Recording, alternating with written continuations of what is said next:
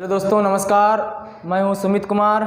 आपका एक बार फिर से स्वागत है स्टडी एसके केमिस्ट्री क्लासेस में। आज हम आपसे एक बहुत ही इम्पोर्टेंट टॉपिक की बात करने वाले हैं, जिसका नाम है परासरण दाब के नियम, लॉ ऑफ ऑस्मोटिक प्रेशर।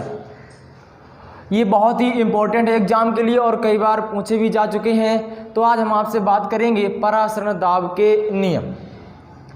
परासरण दाब के जो नियम हैं वो गैसों के नियम से मिलते जुलते हैं, जो आप 12th क्लास में पढ़ चुके हैं। एक बार या उनको पढ़ लें, जिससे आपको ये बहुत अच्छे से समझ में आ सकेंगे। तो परासरण के जो दाब के नियम हैं, एक वैज्ञानिक थे, उनका नाम था वान ठाब। तो जो परासरण दाब के नियम हैं वो वान ठाब के नियम पर आधारित हैं, या जो परासरण के दाब के नियम थे वो वान ठाब ने दिए थे। वान ठाब ने क्या बताया? वान ठाब ने बताया जो गैसों के नियम हैं, उन गैसों के नियम का प्रयोग करके कुछ परासरण दाब संबंधी कुछ नियम दिए।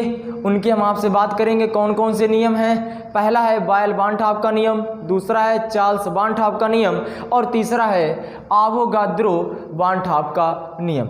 ये जितने भी नियम हैं ये सब गैसों के नियम से मिलते जुलते हैं, इसलिए जो परासरण दाब के नियम हैं वो सत्य माने जाते हैं, सही माने जाते हैं। लेकिन परासरण दाब के नियम पढ़ने से पहले वान ठाब ने क्या बताया उसके बारे में हम आपसे बात करेंगे।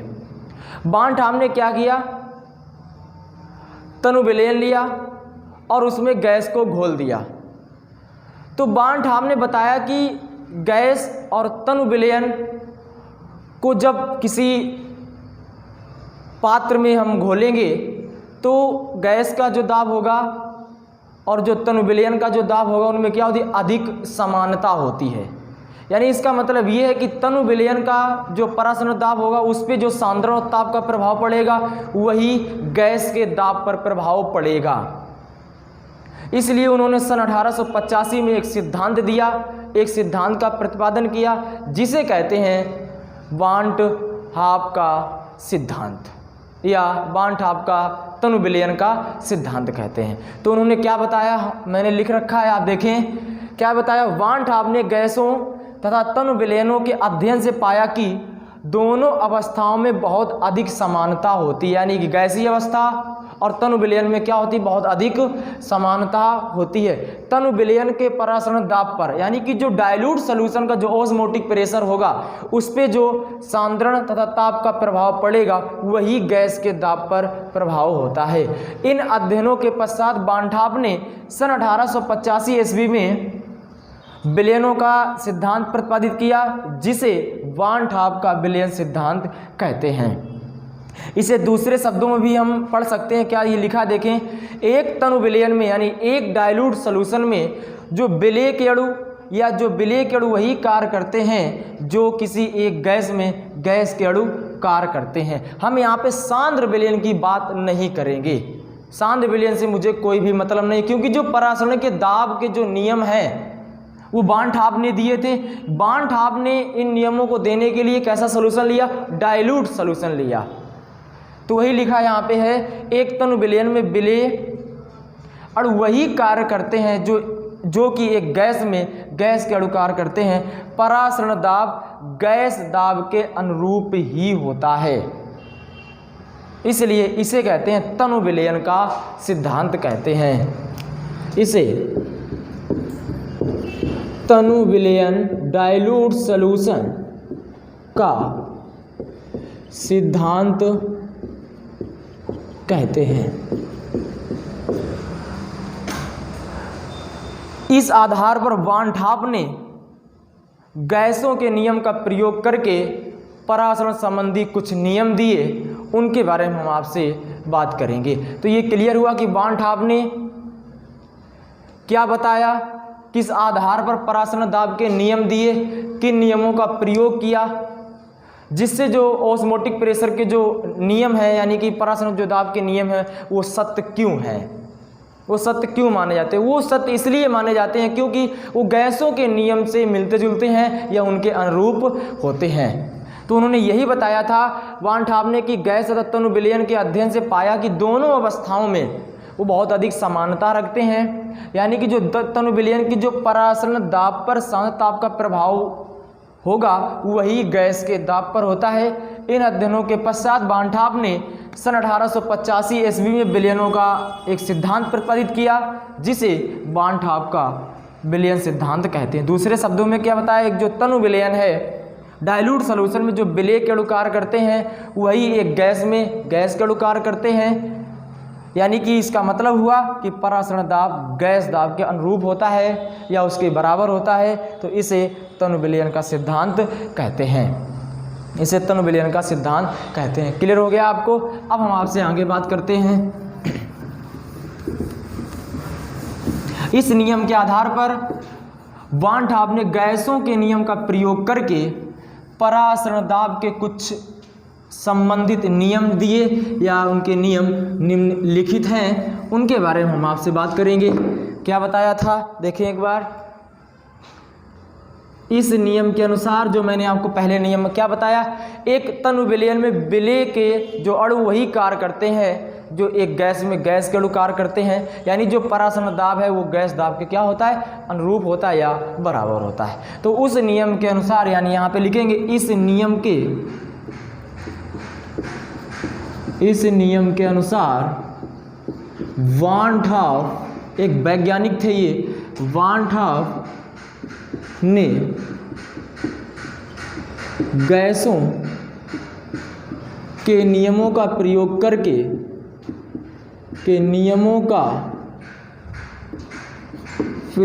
करके परासरण दाब से संबंधित कुछ नियम दिए या परासरण के नियम निम्नलिखित हैं, या परासरण दाब के संबंधित कुछ नियम निम्नलिखित हैं। कुछ नियम निम्नलिखित हैं। तो इन नियमों को पढ़ने से पहले आप 12th क्लास में गैसों के जो नियम है, चार्ल्स का नियम, वायल का नियम, एवोगाद्रो का नियम, गै-लुसेक का नियम, ये आपने पढ़ रखा है।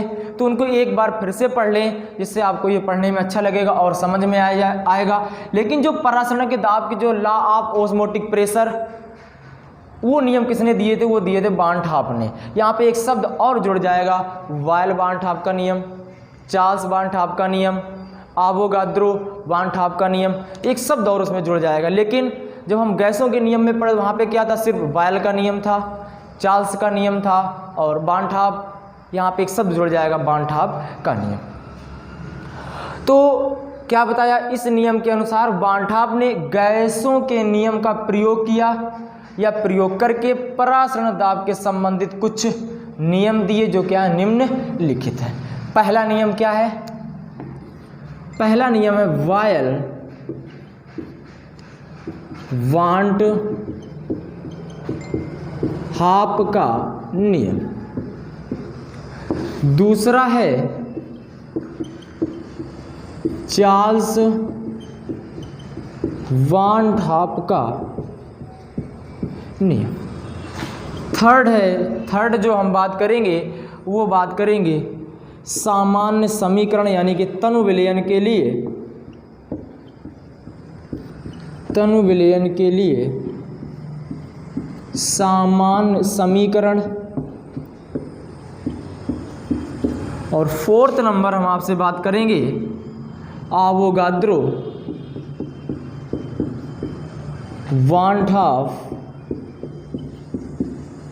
का नियम, बानठाप का नियम। तो ये हम परासरण दाब के अंतर्गत कुछ नियम हैं, वो निम्नलिखित हैं। कौन कौन से मैंने लिख रखा है। नंबर 1 वायल बानठाप का नियम, नंबर 2 है चार्ल्स बानठाप का नियम, नंबर 3 है तनु विलयन के लिए सामान्य समीकरण हम पढ़ेंगे, और एवोगाद्रो बानठाप का नियम। अब हम सबसे पहले आपसे बात करेंगे वायल बानठाप का नियम क्या होता है, इसका सूत्र क्या होगा। फिर हम आपसे बात करेंगे चार्ल्स बानठाप का नियम, सभी नियमों को एक्सप्लेन करेंगे हम आपसे। तो पहला नियम क्या है, पहला नियम है वायल बानठाप का नियम, बहुत ही इंपॉर्टेंट है ये, वायल बानठाप का नियम।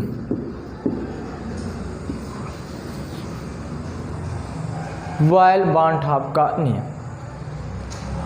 वायल बानठाप ने क्या बताया, इसकी परिभाषा क्या है, इसका सूत्र क्या होगा। वायल बानठाप ने बताया कि स्थिर ताप पर किसी तनु विलयन का परासरण दाब और विलयन में विलय की सांद्रता के क्या होता है, समानुपाती होता है, अनुक्रमानुपाती होता है, उसे कहते हैं वायल बानठाप का नियम। क्या बताया मैंने, ताप कैसा रखना है, स्थिर रखना है। स्थिर ताप पर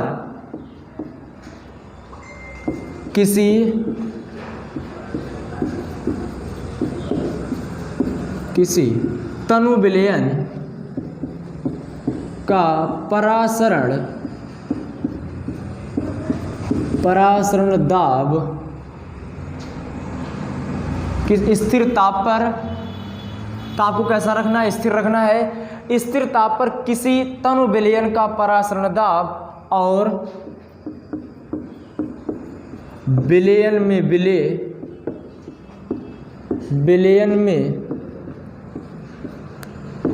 विलय की सांद्रता के समानुपाती होता है, समानुपाती होता है। क्लियर हो गई इसकी परिभाषा। वायल बानठाप ने क्या बताया, टेम्परेचर कैसा रखना है, स्थिर रखना है, निश्चित रखना है, यानी स्थिर ताप पर किसी तनु विलयन का परासरण दाब और विलयन में विलय की सांद्रता के समानुपाती होता है। या दूसरे शब्दों में हम कह सकते हैं किसी विलयन का परासरण दाब और उसकी सांद्रता के समानुपाती होता है, उसे कहते हैं वायल बानठाप का नियम। अब यहाँ पे लिखेंगे, इसका देखें सूत्र क्या होगा। यदि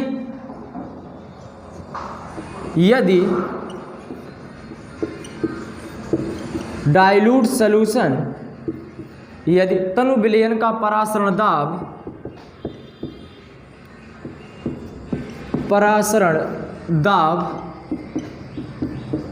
पाई, यानी परासरण दाब को किससे प्रदर्शित करते हैं, मैंने आपको बताया था पाई से, और सांद्रता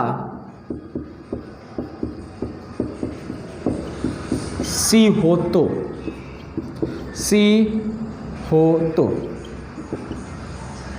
क्या परिभाषा लिखा है, किसी तनु विलयन का परासरण दाब पाई और सांद्रता सी के क्या होता है, समानुपाती होता है, उसे कहते हैं वायल बानठाप का नियम। ये कब होगा, जब होगा स्थिर ताप पर। ये लिखेंगे यहाँ पे, स्थिर ताप पर, यानी स्थिर ताप पर किसी विलयन का परासरण दाब पाई और सांद्रता सी के समानुपाती या अनुक्रमानुपाती होता है, उसे कहते हैं वायल बानठाप का नियम। अब आपको पता है जब इस चिन्ह को हटाएंगे तो कांस्टेंट क्या लगेगा, देखें तो पाई कांस्टेंट क्या लग जाएगा, केसी। ये है वायल बानठाप का नियम, जहां के क्या है, विलयन स्थिरांक है, या यहाँ पे लिख सकते हैं के स्थिरांक है। क्लियर हुआ। तो आपको वायल बानठाप का नियम क्लियर हुआ। क्या मैंने बताया, एक बार फिर से बताते हैं आपको हम। स्थिर ताप पर किसी तनु विलयन का परासरण दाब पाई और विलयन में विलय की सांद्रता सी के समानुपाती होता है, उसे कहते हैं वायल बानठाप का नियम। तो हमने इसका सूत्र क्या दिया, यदि तनु विलयन का परासरण दाब पाई और सांद्रता सी हो तो पाई प्रोपोर्शनल टू सी, यानी ये कब होगा, जब ताप कैसा होगा, स्थिर होगा। तब जब इस चिन्ह को हटाएंगे तो यहाँ पे क्या हो जाएगा, के हो जाएगा। के क्या एक स्थिरांक है। अब इसके हम कुछ आगे बात करते हैं। देखें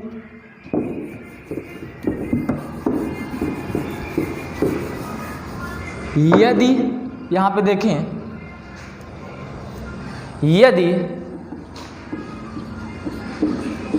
पाई परासरण दाब C विलयन का मोलर सांद्रण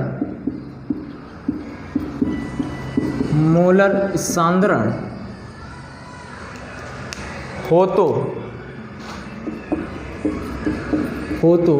V विलयन का वह आयतन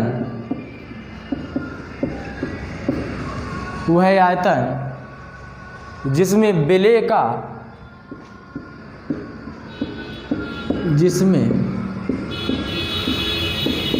का 1 ग्राम अणु घुला हो। 1 ग्राम अणु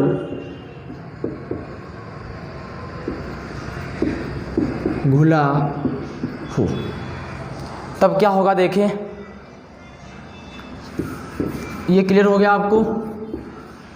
मैंने आपको फार्मूला क्या बताया था, पाई प्रोपोर्शनल टू C। ये कब होगा, जब ताप कैसा होगा, स्थिर होगा, स्थिर ताप पर। जब इस चिन्ह को हटाएंगे तो क्या हो जाएगा, Kc, जहाँ पे मैंने आपको क्या बताया, K क्या है, एक कांस्टेंट है, यानी कि स्थिरांक। किसी कांस्टेंट का मान कितना होता है, 1 होता है। इसे ऐसे भी लिखा जा सकता है, या पाई अपॉन C कुल क्या हो जाएगा, Kc हो जाएगा।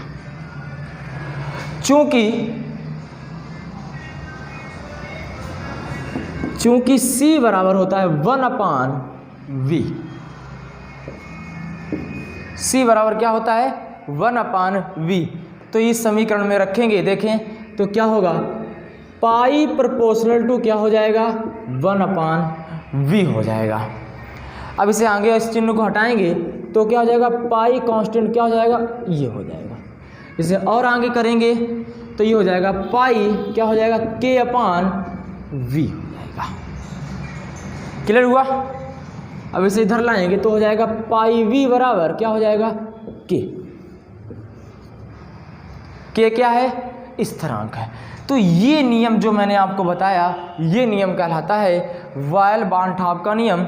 इस इक्वेशन को मान लेंगे first, pi proportional to 1/V, यानी कि आयतन के क्या होता है, व्युत्क्रमानुपाती होता है, लेकिन सांद्रता के क्या होता है, समानुपाती होता है। चूंकि ये जो C बराबर 1/V क्यों है, क्योंकि मैंने लिख रखा है, यदि पाई परस्पर दाब C विलयन का मोलर सांद्रण हो तो B विलयन का वह आयतन जिसमें विलय का 1 ग्राम अणु घुला हो। तो C बराबर क्या रख दिया, 1/V रख दिया। ये सिद्ध किया, क्या फार्मूला आ गया, पाई V बराबर K या पाई बराबर K/V। यही कहलाता है वायल-बानठॉप का नियम। इस समीकरण को आपको याद रखना है जब हम आपसे बात करेंगे बानठॉप के तनु सामान्य समीकरण या तनु विलयन के लिए सामान्य समीकरण की, तब वहाँ पे इसका हम उपयोग करेंगे। तो ये क्लियर हो गया। इसकी परिभाषा हम आपको एक बार फिर से बता रहे हैं, सुने अच्छे से। मैंने क्या बताया था, स्थिर ताप पर किसी तनु विलयन का परासरण दाब पाई और विलयन में विलय की सांद्रता के C के क्या होता है, समानुपाती होता है, अनुक्रमानुपाती होता है, उसे कहते हैं वायल-बानठॉप का नियम। मैंने आपको सूत्र भी दिखा दिया, क्या होगा इसका, सिद्ध कर दिया। तो आपको ये नियम अच्छे से क्लियर हो गया। अब हम आगे बढ़ते हैं। अब हम आपसे बात करते हैं चार्ल्स-बानठॉप का नियम। आपको याद रखना है कि वायल-बानठॉप में क्या स्थिर रखना है, चार्ल्स-बानठॉप में क्या स्थिर रखना है, और अवोगाद्रो-बानठॉप के नियम में क्या स्थिर रखना है। तो इतना आप याद रखें। अब हम आपसे बात करेंगे नंबर 2, चार्ल्स-बानठॉप का नियम। चार्ल्स-बानठॉप का नियम मैंने आपको वायल-बानठॉप के नियम में क्या बताया था, स्थिर ताप। यहाँ पर क्या होगा, मैं इसकी परिभाषा लिख रहा हूँ, देखें। स्थिर सांद्रता या आयतन पर, यहाँ पे सांद्रता कैसी रहेगी, स्थिर रहेगी, और या आयतन कैसा रहना चाहिए, स्थिर रहना चाहिए। तो स्थिर सांद्रता या आयतन पर किसी विलयन का परासरण दाब और परम ताप के क्या होता है, समानुपाती होता है, अनुक्रमानुपाती होता है, उसे कहते हैं चार्ल्स वान ठाप का नियम। तो यहाँ पे हम परिभाषा लिख रहे हैं, एक बार देखें। स्थिर सांद्रता या आयतन पर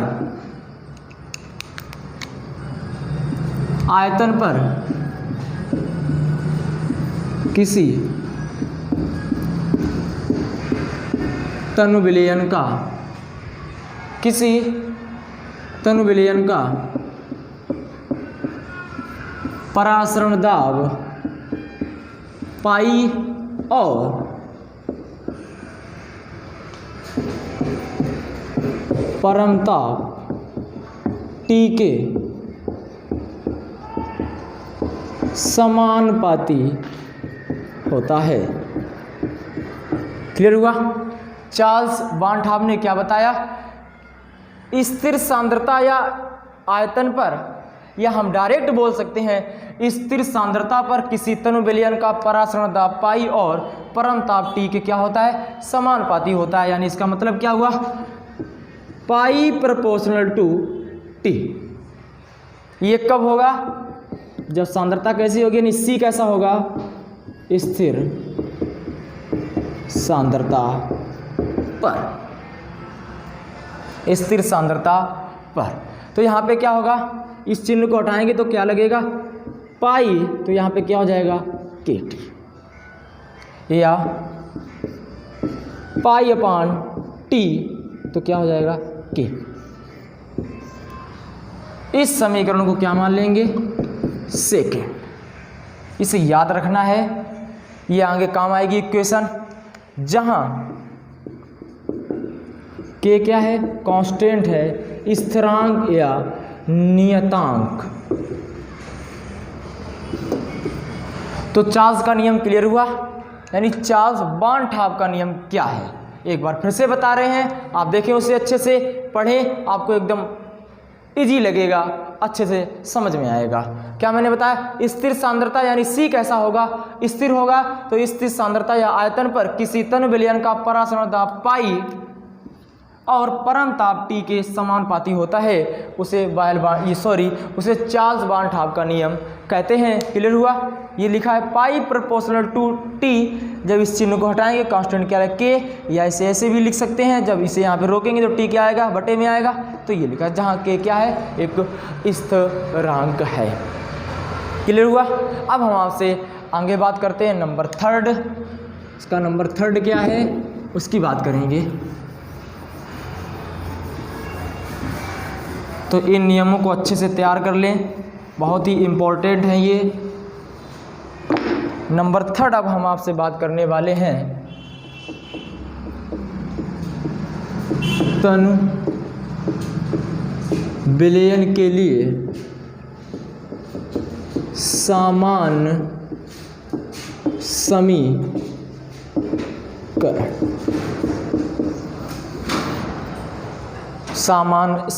बहुत इजी है। इसका सामान्य समीकरण क्या होगा, या वान ठाप समीकरण क्या होगा, यहाँ पे लिख दें, या वान ठाप समीकरण। जो वान ठाप समीकरण होती वो होती है पाई वी बराबर एन एस टी।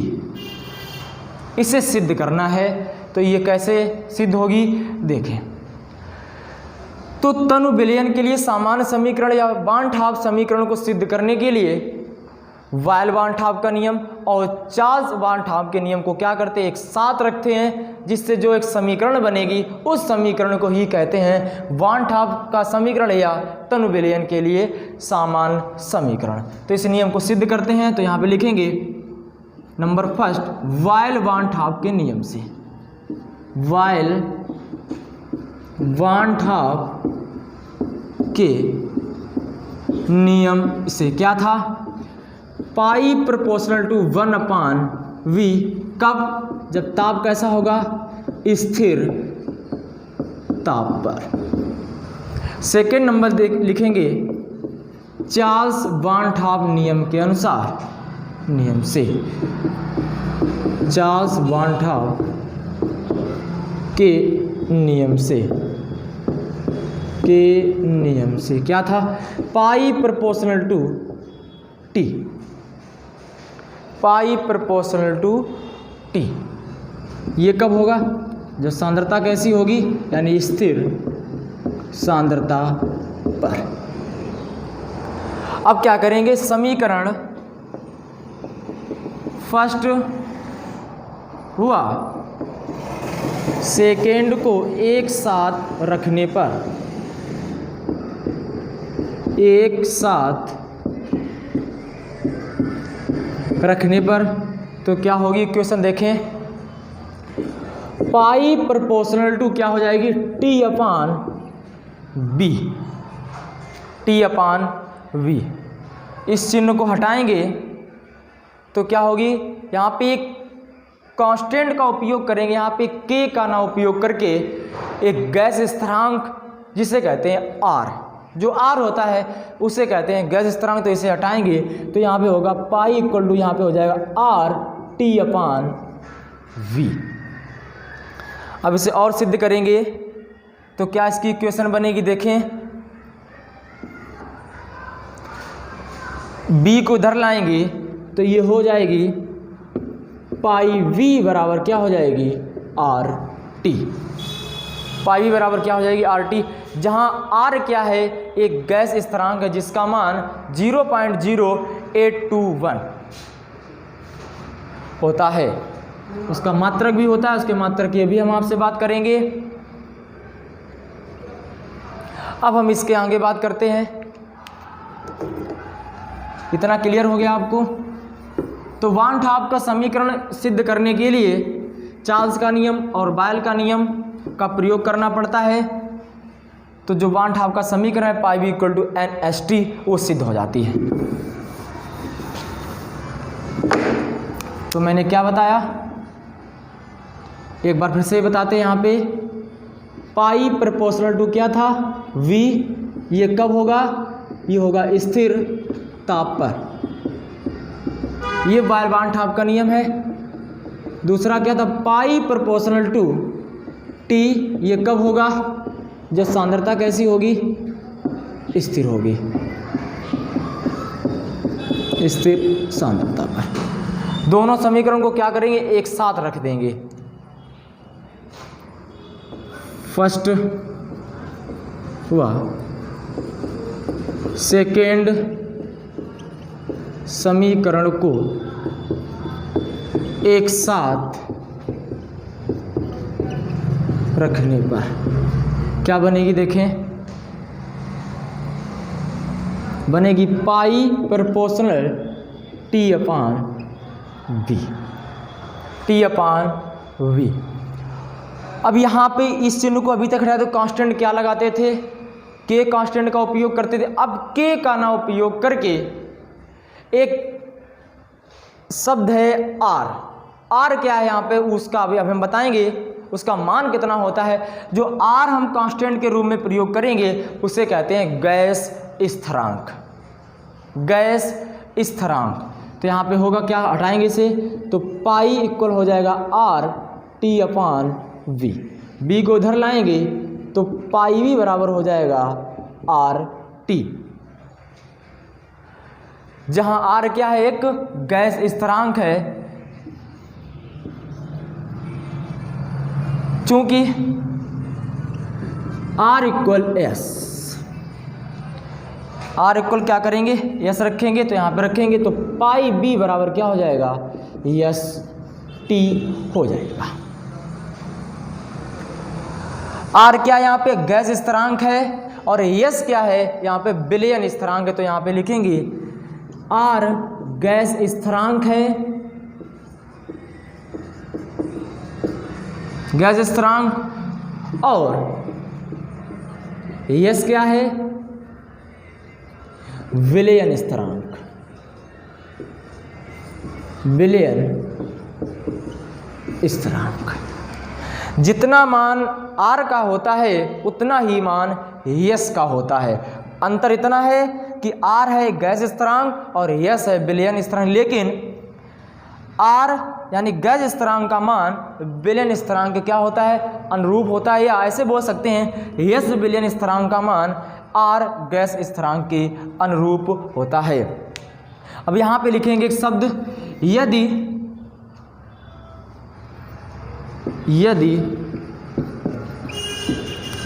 विलयन में विलय के मोल, यदि विलयन में विलय के मोल स्मॉल n हो तो स्मॉल n हो तो यहाँ पे क्या हो जाएगा, पाई v बराबर हो जाएगा NST। इस समीकरण को मान लेंगे थर्ड।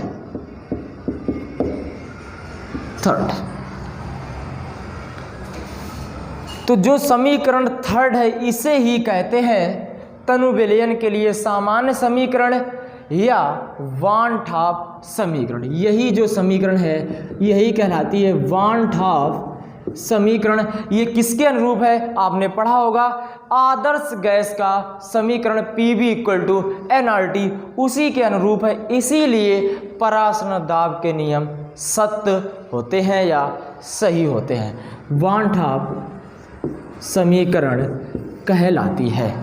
क्लियर हो गया आपको।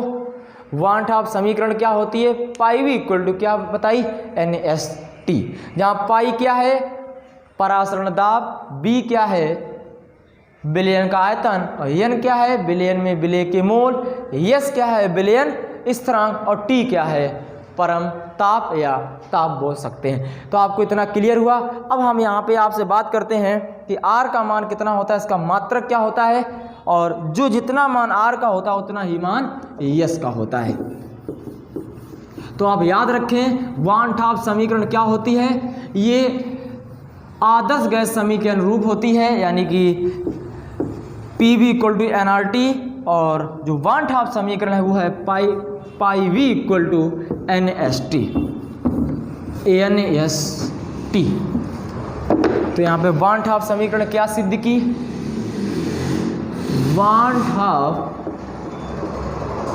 समीकरण क्या थी, पाई V =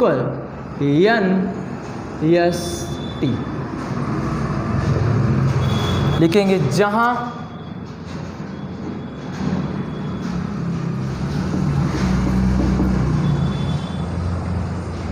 चूंकि R = S, जहां पाई क्या है परासरण दाब, विलयन का परासरण दाब, V क्या है विलयन का आयतन, विलयन का आयतन, N क्या है विलय के मोल, सल्यूट ऑफ नंबर, विलय के मोल, S क्या है विलयन स्थिरांक, S का मान कितना होता है, यानी कि जितना R का मान होता है 0.0821 उतना ही S का मान होता है। कितना मान होता है अभी हम आपको बता रहे हैं। और यहाँ पे T क्या है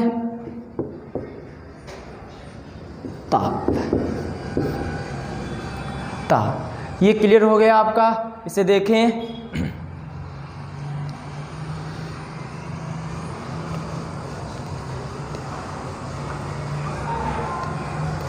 अब हम आपसे बात करते हैं कि S और R मैंने आपको क्या बताया था, R है गैस स्थिरांक, इसका मान होता है 0.0821 लीटर वायुमंडल प्रति केल्विन प्रति मोल। ये होता है R है गैस, इसका मान कितना होता है 0.0821 लीटर वायुमंडल प्रति केल्विन प्रति मोल। इतना ही विलयन स्थिरांक का मान होता है, यानी S क्या है एक विलयन स्थिरांक है,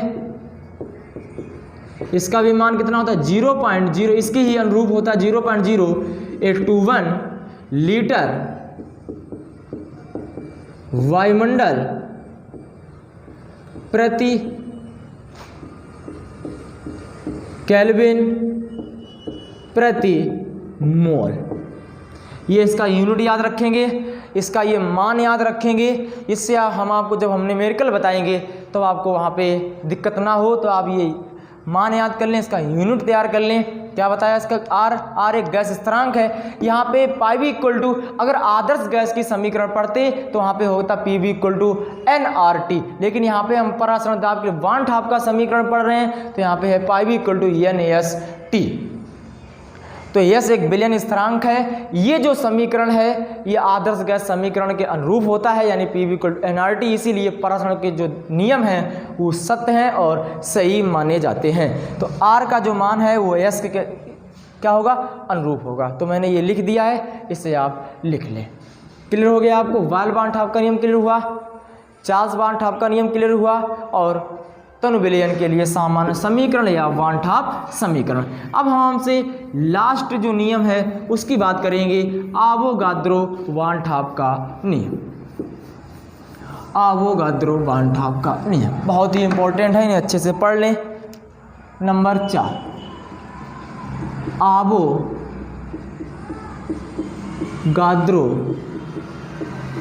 वान ठाप का नियम।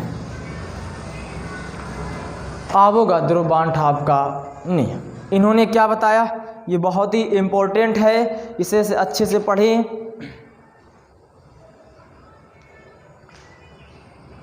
इन्होंने बताया समान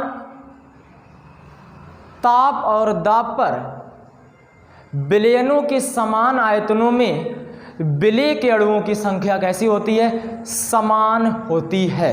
क्या बताया, एक बार हम फिर से आपसे बात करते हैं। इन्होंने बताया कि समान दाब और ताप पर, समान दाब एवं ताप पर, समान दाब एवं ताप पर विलयनों के समान आयतनों में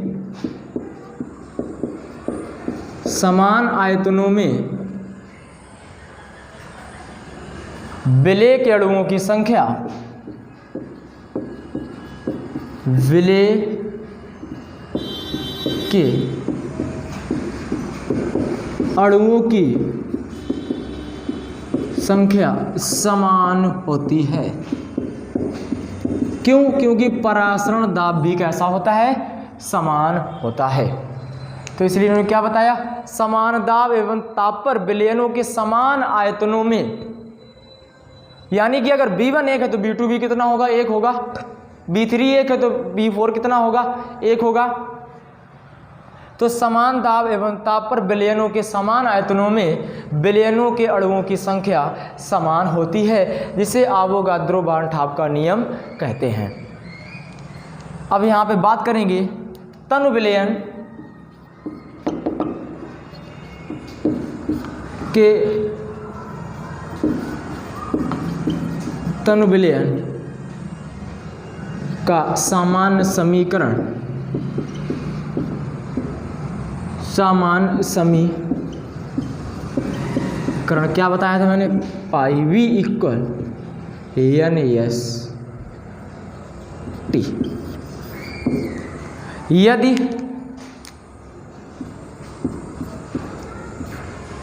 यदि n इक्वल टू 1 हो, यदि n equal to 1, n equal to 1, तो यहाँ पे लिखेंगे 1 बिलियन के लिए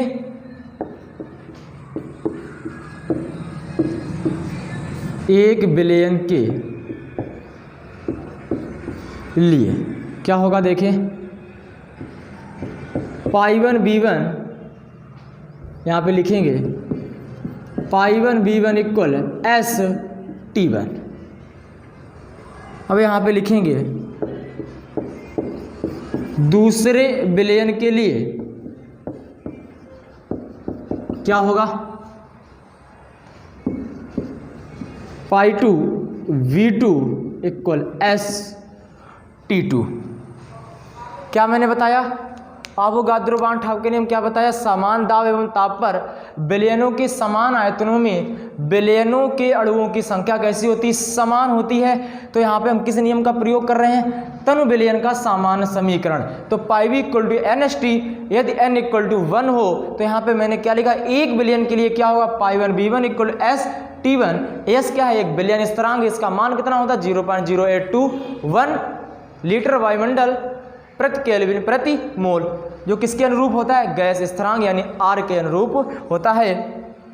फिर यहाँ पे क्या लिखा, दूसरे विलयन के लिए π2v2 इक्वल टू ST2, यदि π1 बराबर π2 और T1 बराबर T2, तो यहाँ पे क्या हो जाएगा, B1 बराबर B2 हो जाएगा।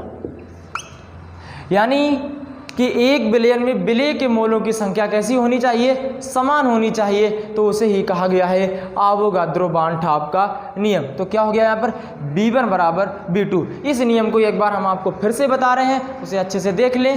क्या मैंने बताया, समान दाब एवं ताप पर विलयनों के समान आयतनों में, यानी B1 इक्वल टू क्या, B2, विलय के अणुओं की संख्या कैसी होती है, इक्वल होती है, समान होती है। तो मैंने इस नियम को समझने के लिए क्या लिया, बांड-ठाप का समीकरण लिया, वहाँ पे n क्या है, विलय के मोल क्या, n इक्वल टू 1। तो जब यहाँ पे n इक्वल टू 1 रखेंगे तो क्या हो जाएगा, πv बराबर हो जाएगा ST।